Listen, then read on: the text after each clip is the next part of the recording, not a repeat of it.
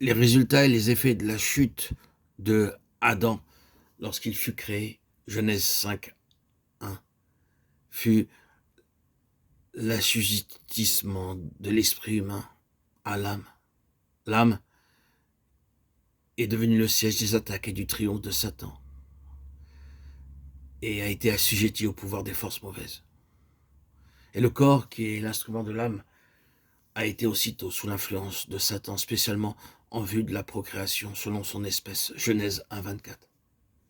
Alors, par la chute de l'homme, l'esprit ayant été séparé de Dieu, ce qui signifie la mort spirituelle,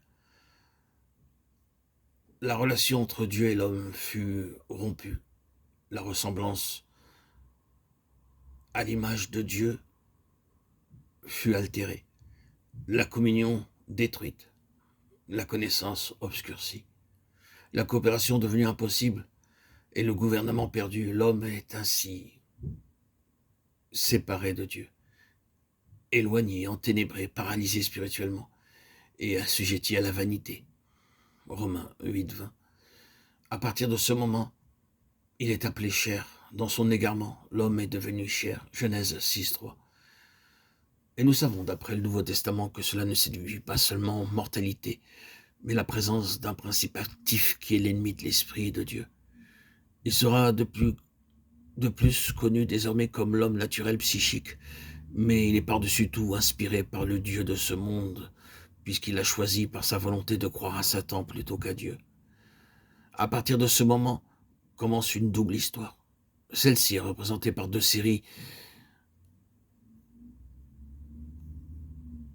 de retrécissement dans l'histoire de l'homme. À partir de ce moment, de la chute, la pensée de Dieu, la communion avec Dieu s'est interrompue dans l'esprit de l'homme. Il n'est plus gouverné par son esprit, mais par son âme. Alors qu'il a été le chef-d'œuvre de l'activité créatrice de Dieu, Dieu l'a enfermé dans le péché à cause de son incrédulité. Romains 11, 32. Et Dieu a établi en symbole les principes de la croix de Christ. Rien de ce qui est de l'homme lui-même ne peut jamais être accepté de Dieu. Certaines choses, trois principalement, sont toujours gardées soigneusement en vue. Le fait de l'état de péché de l'homme, qui est sous le jugement. La mort est la fin de l'homme naturel que tous ont mérité et qui doit être accepté. Et les perfections de Christ sont la seule base de toutes ces relations et de toute relation future avec Dieu. Et c'est ce qui ressort dans l'exemple de Caïn et d'Abel. Ce sont les enseignements qu'on peut en tirer. C'est pourquoi la mort a une si grande place dans toute l'économie divine. Et ô sagesse, puissance et prodige de Dieu, c'est ici que nous le voyons se saisir de la queue même du serpent, de l'aiguillon même de la mort, des œuvres du diable, et faire de la mort le chemin d'une vie nouvelle.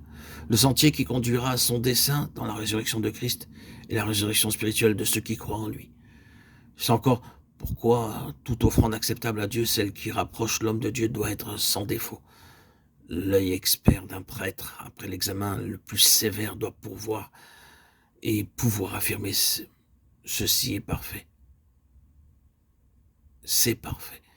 Et ce sont réellement les mots que Christ a dit sur la croix, comme conclusion de toutes ses souffrances et de son épreuve ardente. C'est parfait. Et non pas simplement terminé ou accompli. C'est donc ainsi que, toujours à nouveau, l'Esprit de Dieu conduit à la croix de Christ, avec un caractère définitif, invariable, immuable. Dès qu'un homme ou un peuple se trouve sous le gouvernement immédiat de Dieu en relation avec son dessein éternel, ils comprendront une chose très clairement, c'est que ce qui est bon n'habite point en eux. Romains 7, 18. Et qu'ils ne sont acceptés que sur la base d'une justice qui ne vient pas d'eux-mêmes, ni de leur œuvre, mais qui est à eux par la foi. C'est la grâce d'un autre. La réalisation de ce fait anéantira l'homme naturel et fera de lui celui que le Seigneur peut accepter, c'est-à-dire celui dont l'esprit est brisé, le cœur contrit et brisé. Psaume 51, 19.